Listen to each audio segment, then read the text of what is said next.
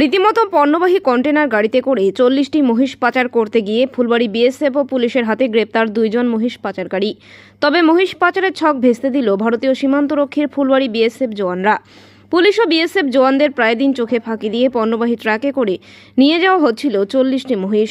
এরপর গোপন সূত্রে পাওয়া খবরের ভিত্তিতে অভিযান চালিয়ে এই গবাদি পশু তথা মহিষ বোঝাই কন্টেনার গাড়িটিকে আটক করে বিএসএফ জওয়ানরা এবং সেই কন্টেনার গাড়ির ডালা খুলতেই বেরিয়ে আসে একাধিক মহিষ।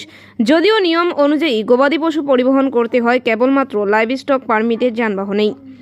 পাশাপাশি গবাদি পশুর চিকিৎসার নথি থেকে শুরু করে চিকিৎসক এবং পর্যাপ্ত খাবার ও জল রাখতে হয় ওই লাইভ স্টক পারমিটের গাড়িতে।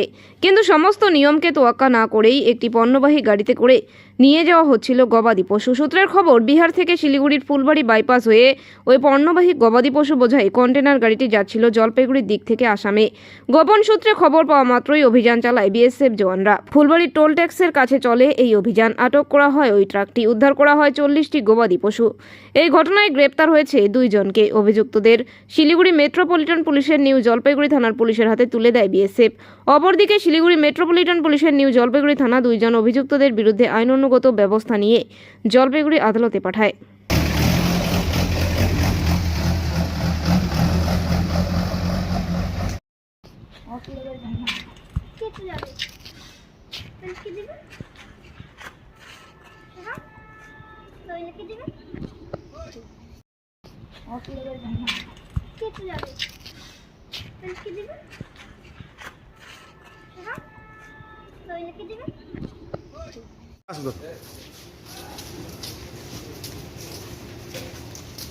একদম ডাইরেক্ট ঢুকে দে।